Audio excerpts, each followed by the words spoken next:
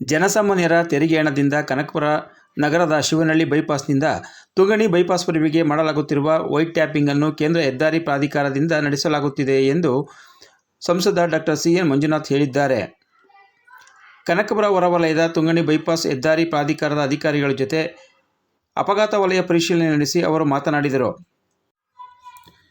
ಬೆಂಗಳೂರಿನಿಂದ ದಿಂಡಿಗಲ್ವರೆಗಿನ ರಾಷ್ಟ್ರೀಯ ಹೆದ್ದಾರಿ 209ರಲ್ಲಿ ಬರುವ ಹಾರೋಹಳ್ಳಿ ಬಸ್ ಡಿಪೋದಿಂದ ಹಾರೋಹಳ್ಳಿ ಜಂಕ್ಷನ್, ತುಂಗಣಿಯಿಂದ ಶಿವನಹಳ್ಳಿವರೆಗಿನ ಹೆದ್ದಾರಿಯಲ್ಲಿ ಬರುವ ತುಂಗಣಿ, ತಾಮಸಂದ್ರ, ಕಲ್ಲಹಳ್ಳಿ, ಮಹಾರಾಜರಕಟ್ಟೆ, ಗಡಸುಹಳ್ಳಿ, ಶಿವನಹಳ್ಳಿ ಜಂಕ್ಷನ್ವರೆಗೆ ಬರುವ ಎಲ್ಲ ಗ್ರಾಮಗಳಿಗೆ ಹೋಗುವ ಮಾರ್ಗ ಮಧ್ಯೆ ಜನಸಾಮಾನ್ಯರು ನಡೆದಾಡಲು ಅಂಡರ್ಪಾಸ್ ಮಾಡಲಾಗುವುದು ಎಂದು ಹೇಳಿದರು.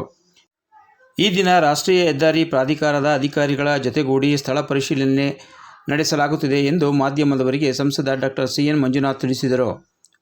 ಹಾರೋಹಳ್ಳಿಯಿಂದ ಶಿವನಹಳ್ಳಿವರೆಗೆ ಈಗಾಗಲೇ ಸುಮಾರು ಅನೇಕ ಅಪಘಾತಗಳು ಸಂಭವಿಸಿದ್ದು 50ಕ್ಕೂ ಹೆಚ್ಚು ಜನ ಮೃತಪಟ್ಟಿದ್ದಾರೆ.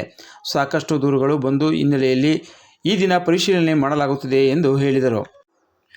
ಕನಕಪುರ ಮತ್ತು ಹಾರೋಹಳ್ಳಿಗಳೆರಡೂ ಬೆಂಗಳೂರಿಗೆ ಸಮೀಪ ಇದ್ದು, ಹಾಗೆಯೇ ಕನಕಪುರ ತಾಲೂಕು ಅತಿ ಹೆಚ್ಚು ಪ್ರವಾಸಿ ತಾಣಗಳಿಂದ ಕೂಡಿದೆ. ಜನರಿಗೆ ಅತಿ ನೆಚ್ಚಿನ ತಾಣವಾಗಿದೆ.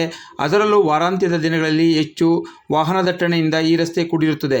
ಕೂಡಲೇ ಎಲ್ಲ ಸಂಪರ್ಕ ಗ್ರಾಮಗಳಿಗೆ ಹೋಗಲು ಅಂಡರ್ಪಾಸ್ ರಸ್ತೆ ನಿರ್ಮಾಣ ಮಾಡಲಾಗುತ್ತದೆ ಎಂದು ಸಂಸದರು ರಾಷ್ಟ್ರೀಯ ಹೆದ್ದಾರಿ ಪ್ರಾಧಿಕಾರದ ಅಧಿಕಾರಿಗಳಿಗೆ ತಿಳಿಸಲಾಗಿದೆ. ಇನ್ನೊಂದು ವರ್ಷದ ಒಳಗೆ ಎಲ್ಲ ಅಂಡರ್ಪಾಸ್ಗಳನ್ನು ನಿರ್ಮಾಣ ಮಾಡುವುದಾಗಿ ಅಧಿಕಾರಿಗಳು ಭರವಸೆ ನೀಡಿದ್ದಾರೆ ಎಂದರು.